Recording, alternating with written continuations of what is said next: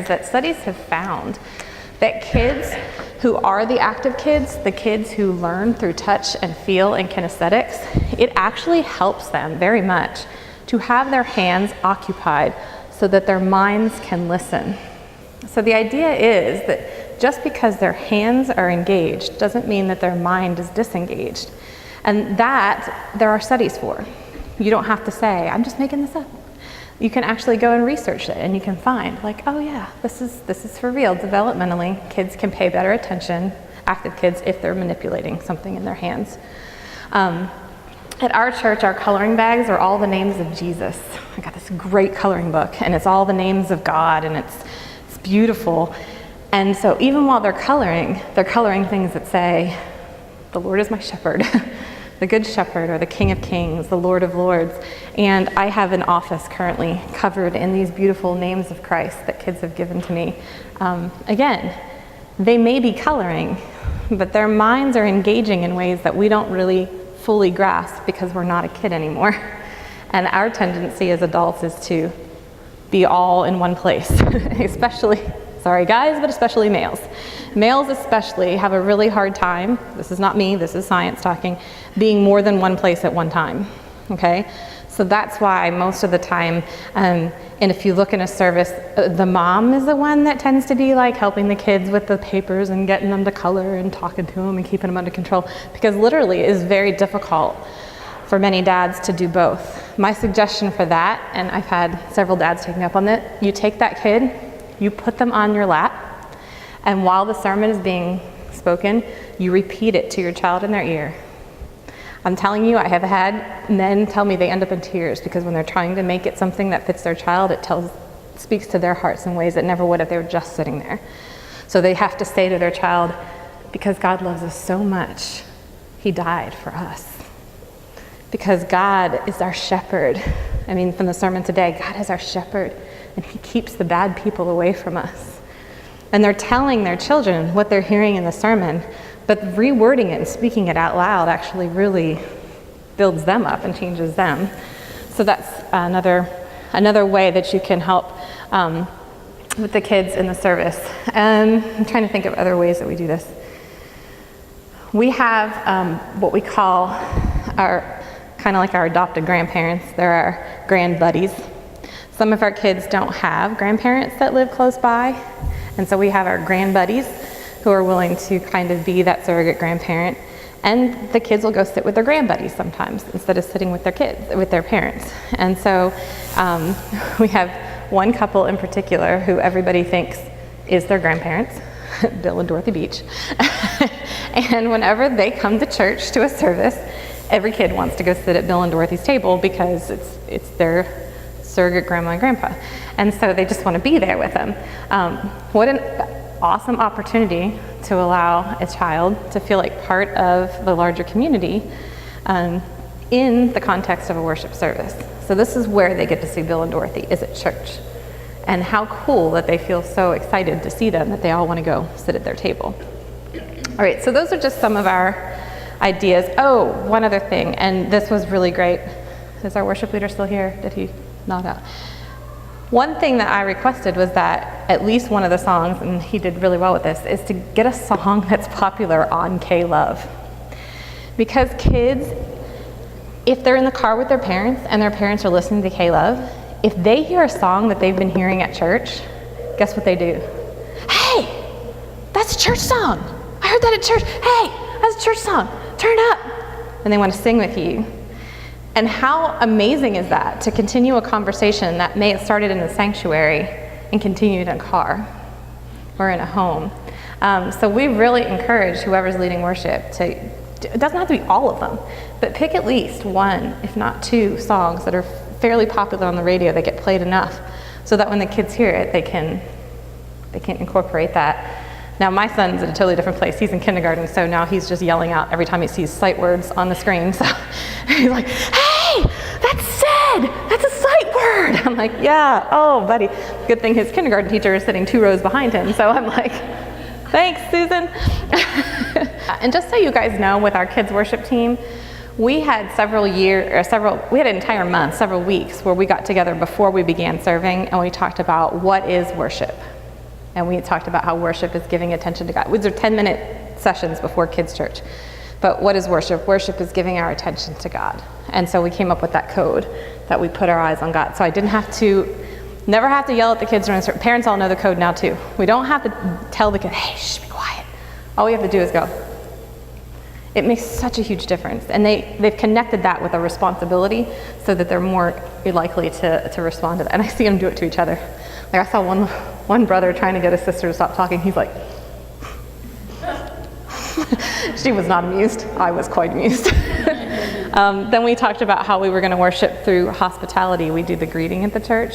So we make it very clear that we're not just handing out bulletins. We're saying, hey, welcome to church. We're so glad that you came to worship with us today. It's so good to see you. We practice saying those things. We open doors for people. Hi, it's so good to see you. Welcome to church, with smiles. Sometimes they can get a little enthusiastic, and you got to calm them back down and remind them, hey, this isn't about you. This is about making people feel welcome in Christ, into this community. We worship through prayer, which I explained was being led at the altar. And I tell the kids, like, you don't have to come up, but here's why we come up.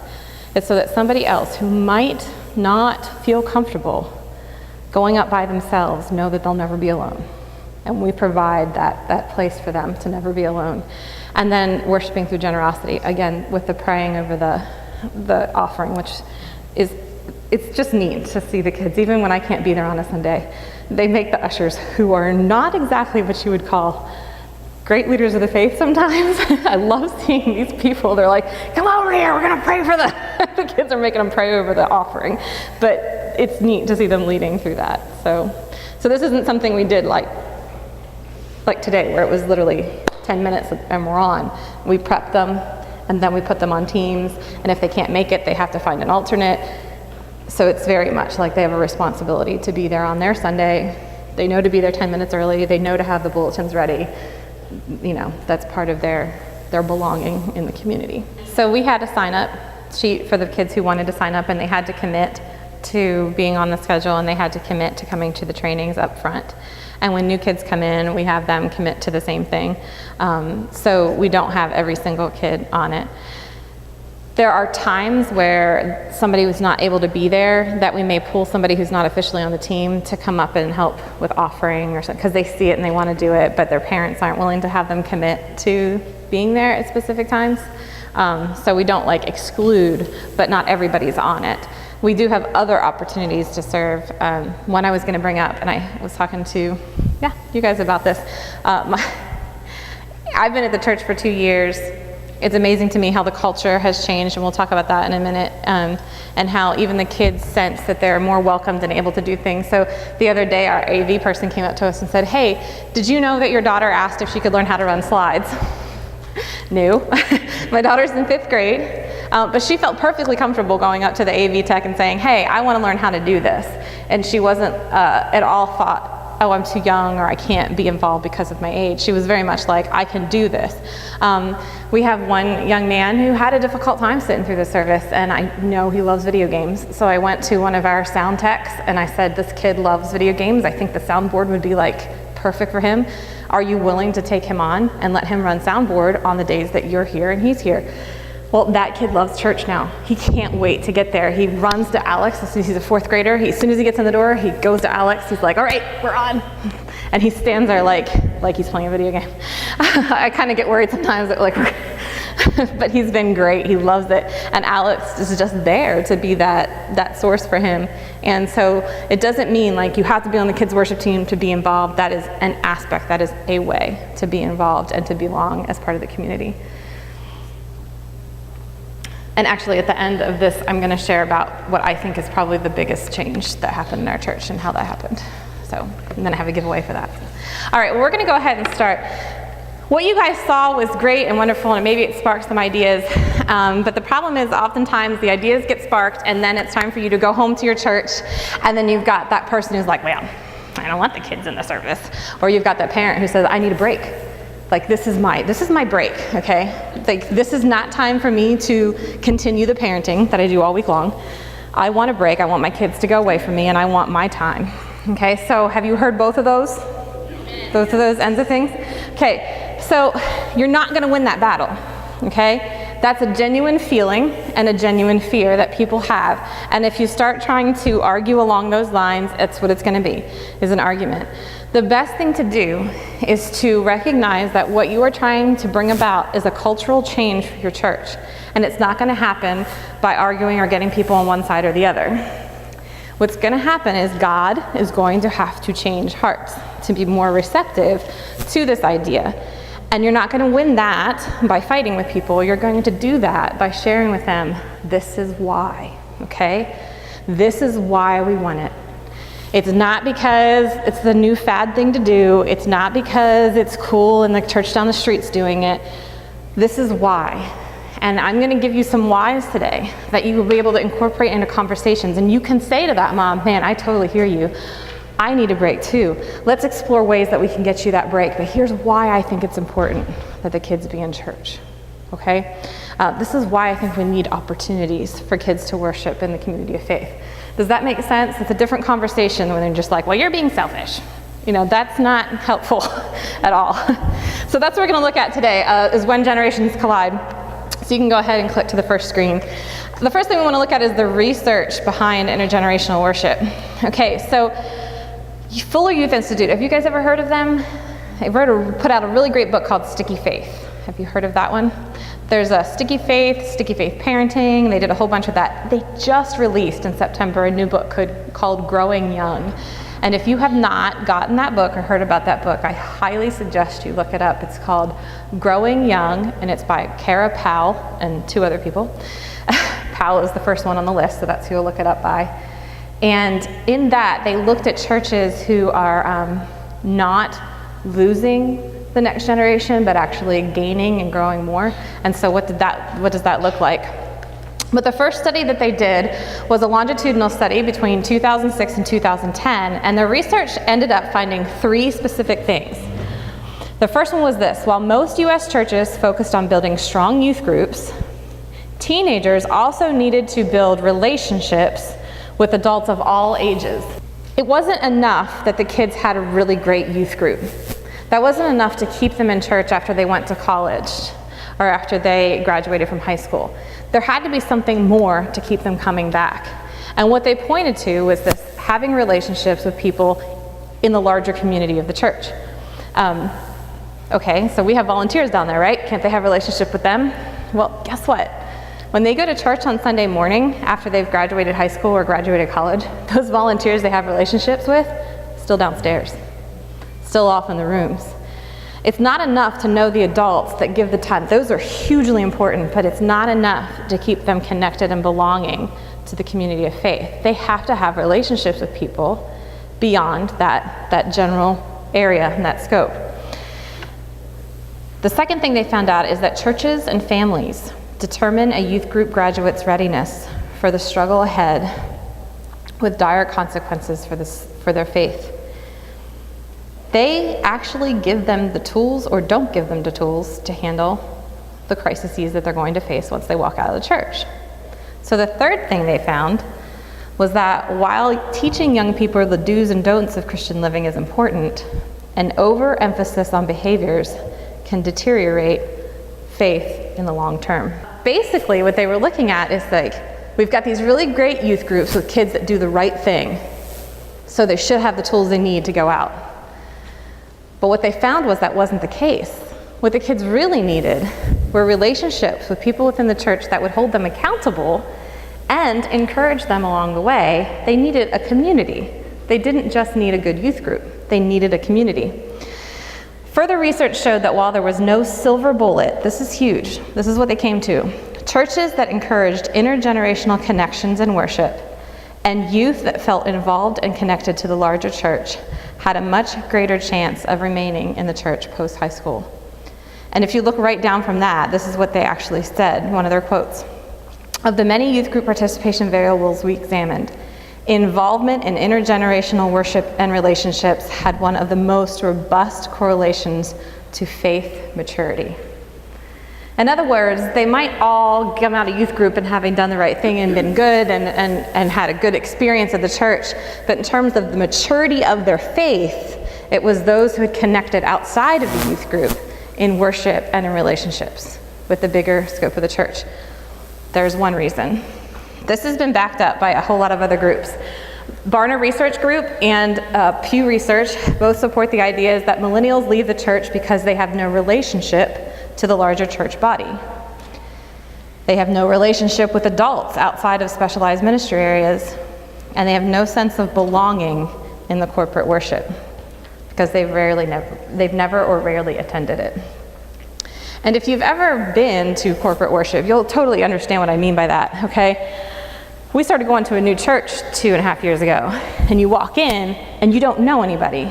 And there's a very weird sense of not belonging when you walk into that space. Now, imagine that you've gone to this building your whole life, but you've never actually gone in and worshiped through an entire service at this church. And you walk in, and there's all these faces of people you vaguely recognize because you've been around the same space, but you really don't know any of them, and they don't know you, and you might get a couple people that say hi. That's about it. It's a very uncomfortable feeling for anybody, but for an 18 or 19-year-old, it makes them feel, and I hate the word, but I like the word that Pew Research uses, it makes them feel unaffiliated. That's the word that they mark off when they leave the church. I am unaffiliated.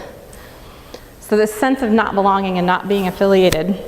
In 2010, Lifelong Faith released a study that showed the 6 key factors of young adults remaining religious. The first 3 applied to the family, so listen to Winfield Bevins when he talks this afternoon.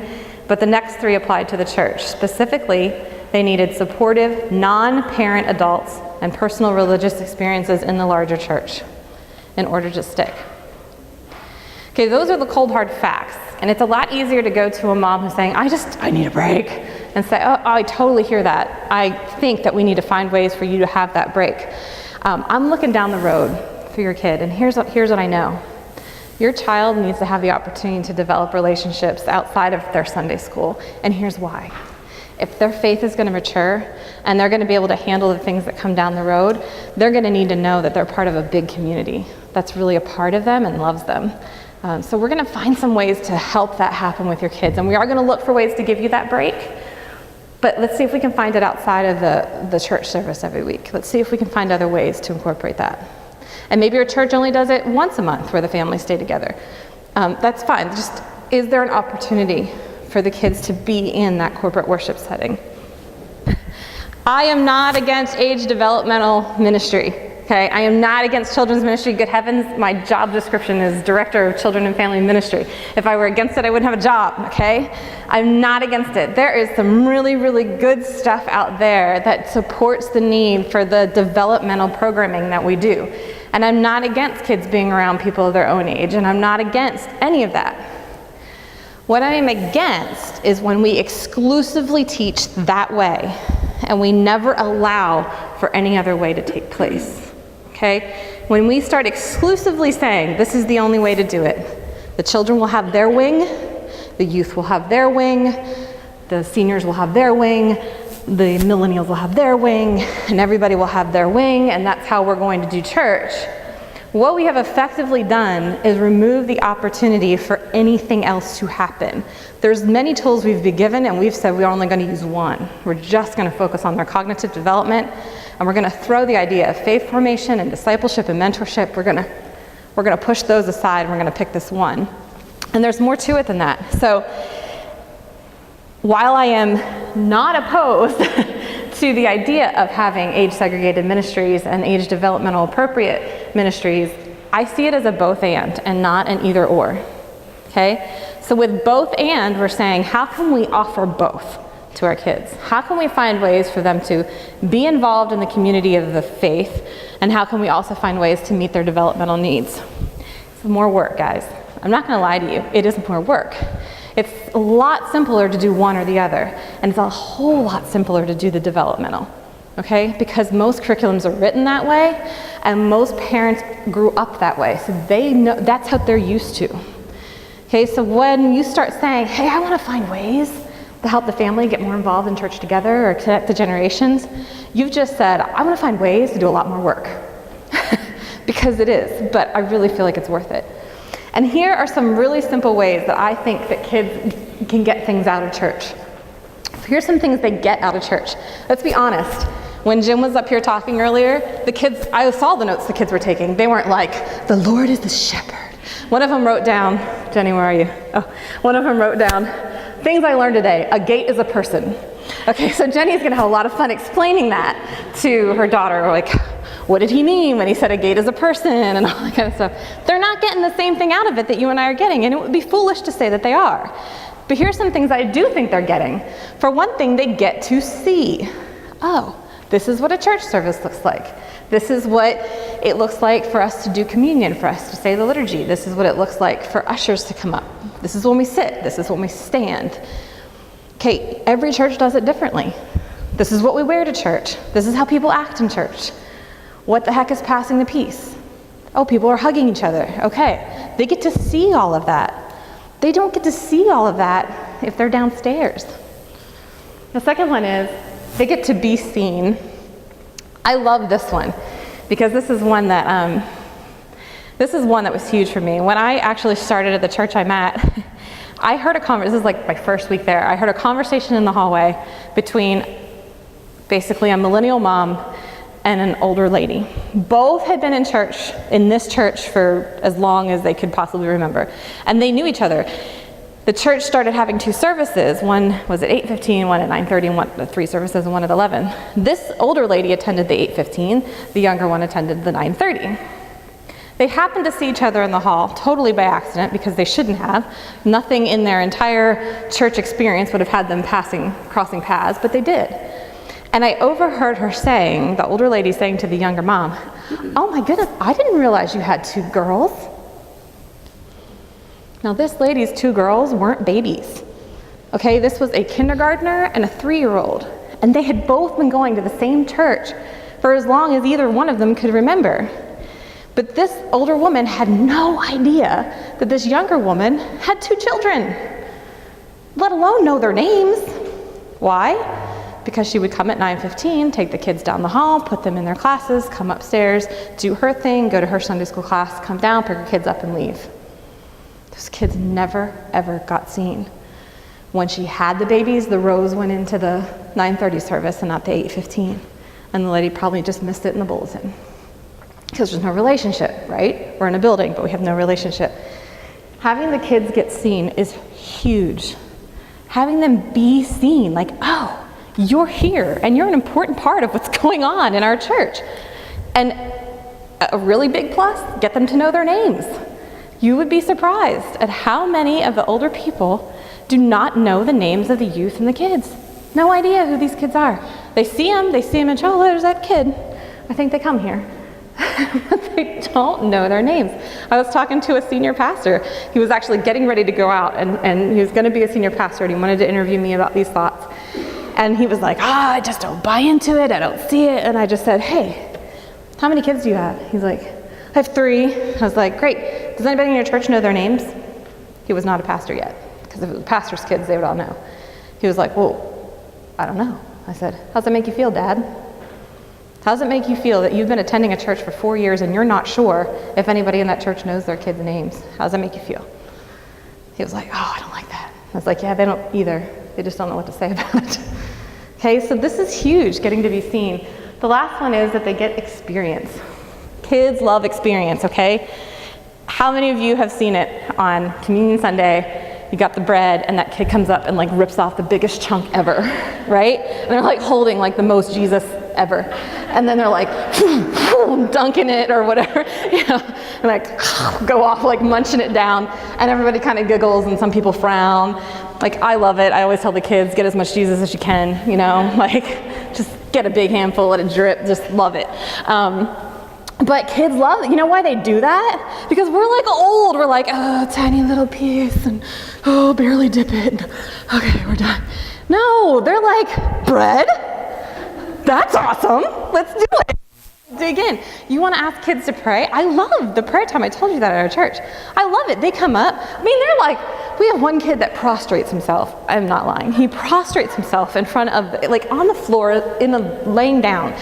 And, you know, okay, that's how he wants to do it. I have one little girl who loves to dance. She just wants to dance. Actually, she's not with us anymore. Her dad got a job and they moved, but she loved to dance.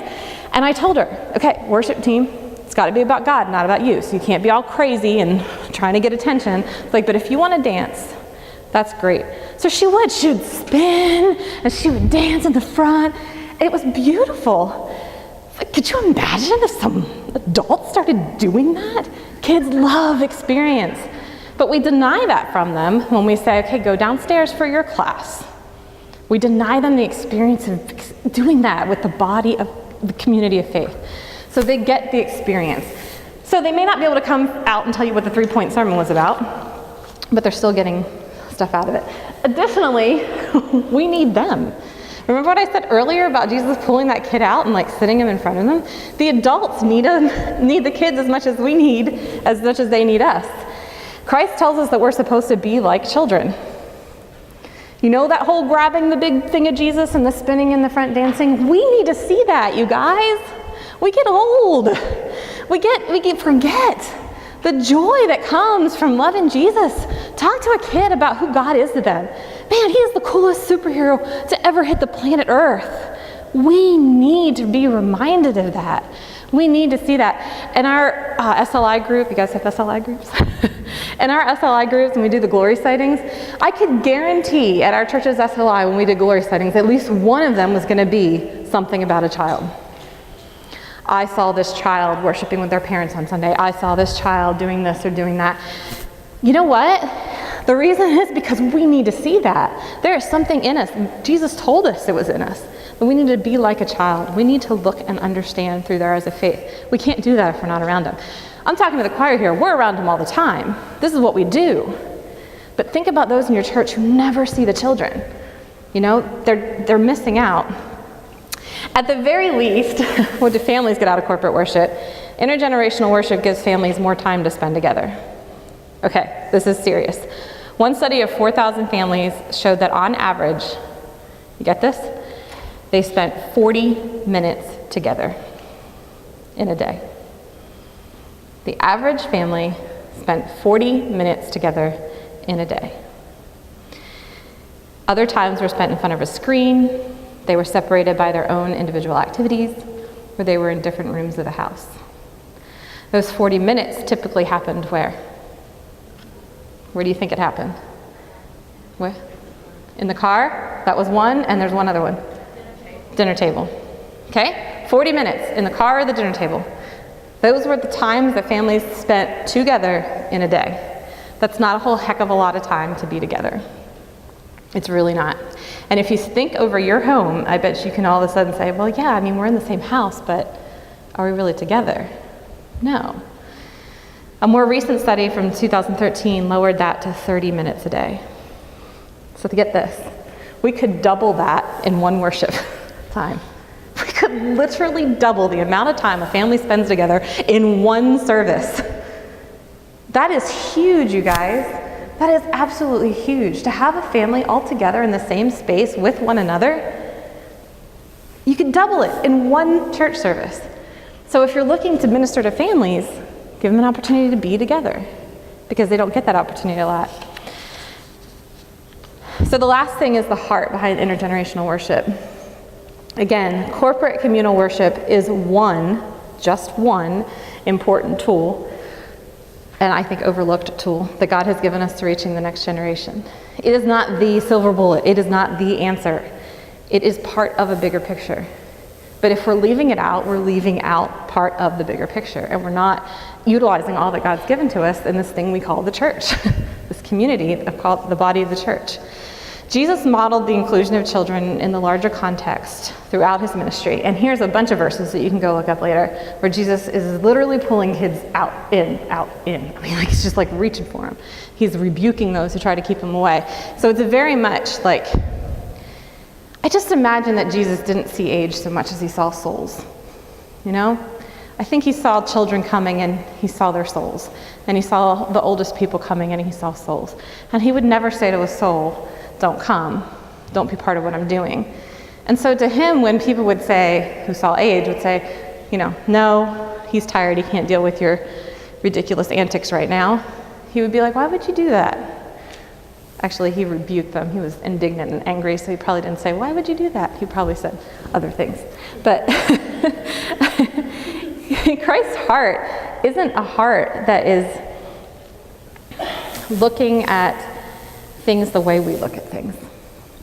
We've been taught a lot through cognitive development and theorists and a school system that teaches to an age level that this is where our kids are at spiritually too.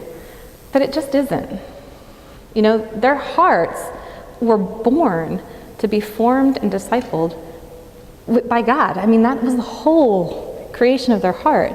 And while their mind may not be able to conceive of all the words that we say and the things that we do, the heart that says you are welcome here and you belong here and you are a member of this body and we want you, my goodness, that speaks volumes. And I think that's what Jesus said every time he picked a child up, every time he put him in this, and he was saying, man, I want you here. It was that heart that was huge. So one thing you have to recognize is that intergenerational worship is a multifaceted issue. Okay, so by multifaceted, I mean you can't say, well, we're going to be intergenerational in this church service. That's going to be our intergenerational. Okay, this is like a cultural thing. You can't, it's got to be multifaceted. You've got to be looking at this from all different areas, which is why it's hugely important. And how many senior pastors do I have in here? None, one, two, had some earlier. It's hugely important that your senior pastor gets this. And I'm sorry to put that on you because I also am a children ministry director and I understand that it's really hard to go in and try and share this, but this is the thing about it, is that it cannot simply be approached by instituting programs. I mean, we gave you lots of ideas today and you could do all those things and still not have intergenerational ministry, okay? Because it's multifaceted. It's got to be something that is approached on various levels. And every church has its own unique culture and needs to consider. There's not a cookie cutter model. I can't stand up for you and say, well, this worked for me, so you need to do it. Like, that's ridiculous. You're not my church. You have very different needs. I had somebody come up to me once. They had an inner city church in Philadelphia, and they're like, we want to do what you're doing. And I said, where's your church? And they're like, we're inner city Philadelphia. And I started to laugh, and I said, well, you're not going to be able to do what I'm doing. Because I have tapped into a culture that's in my church. You know, like, we are very much a specific thing. And if I've got to recognize, in my church, soccer's huge. So I got to tap into soccer somehow. How do I do that?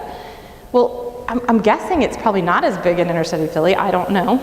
But it wouldn't make sense for me to give them my program for how we reach soccer families when it's not, you know, something that's happening that they would have to deal with. You've got to know your culture. So the goal is not to make it look like Christina's or like pick a church.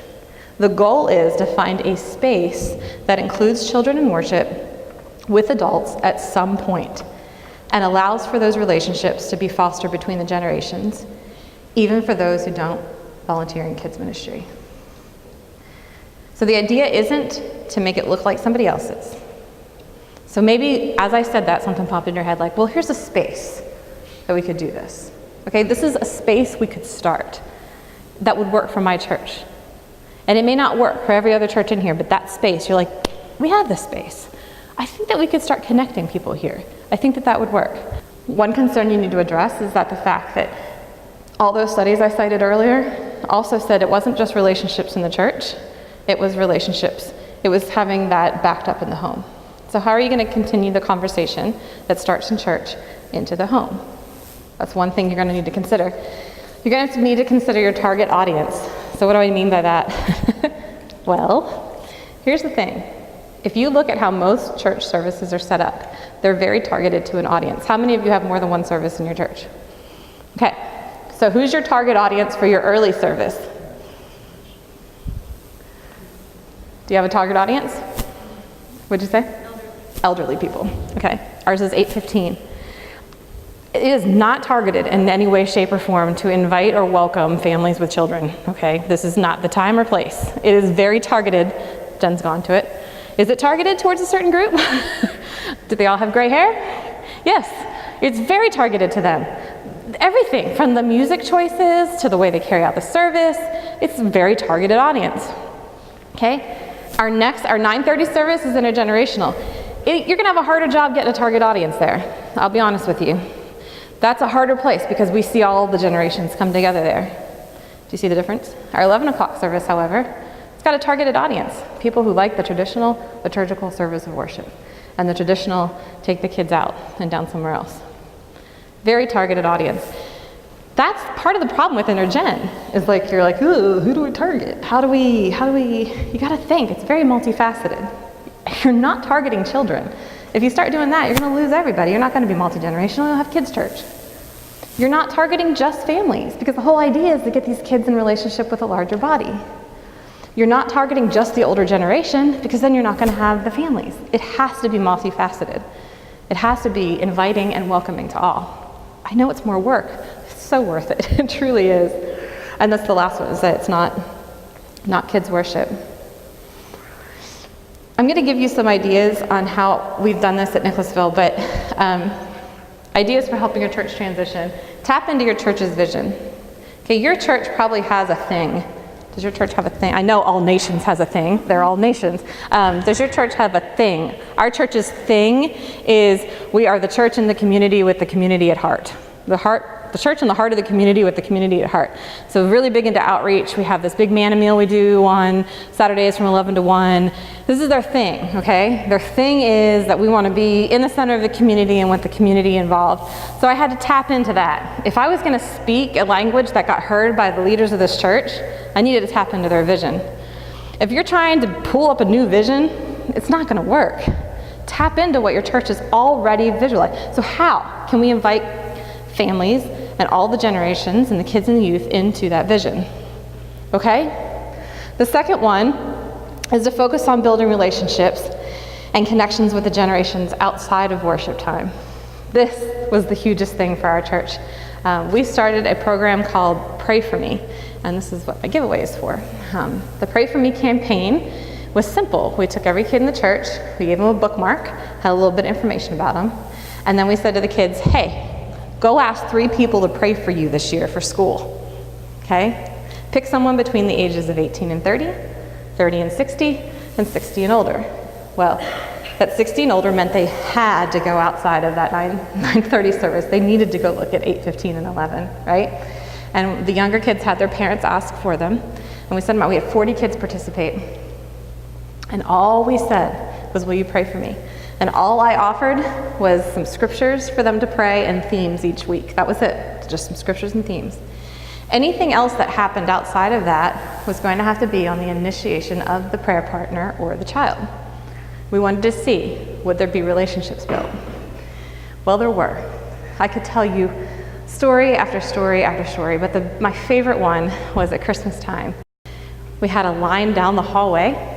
It was Christmas, the Sunday before Christmas, line down the hallway of all these older people, right? And they're all standing there with these gift bags. There's one lady at the front, and as families are coming in to the 9:30 service, she's yelling, okay, who's got Luke? Luke's here. Okay, I can't remember your name, honey, what's your name? Okay, who has Olivia? Olivia's here. And these people are coming with their gifts to give to their kid. And I actually asked the lady who was yelling all the names, because she knew most of them. I said, how did you know all these kids' names? You're only praying for like 2 of them. Oh, well, there's a group of us that we get together and we pray for our kids together. We put all the bookmarks in the middle and we pray together. So I know those kids too. At the end of our campaign, we held a dinner on Memorial Day weekend. You guys know what that's like. 78 people came. I watched kids run up and hug people whose name they didn't know 9 months before. My own son has these wonderful prayer partners who told me we consider him like one of our grandkids. I bring home presents all the time for him from Joe and Reva.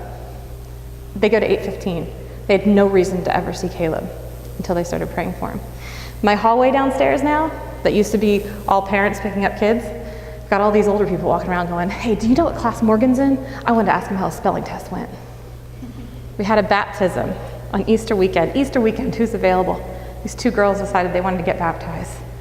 We couldn't do it at the church. We had to go somewhere else. We invited people to come. Guess who came? Their prayer partners. Stood there and watched these girls they've been praying for get baptized. I could cry right now. It is amazing what simply asking somebody to pray. Didn't change anything about the church service. Didn't change any Sunday schools. Didn't change anything. Nothing changed. We just said, will you pray for me? But I'm telling you, the whole culture changed. These people are looking for the children now. They want to know what's going on in your lives. And I won't even get into my daughter and this lady named Melanie, who's her prayer partner. They have just become, this thing is like everywhere, best friends.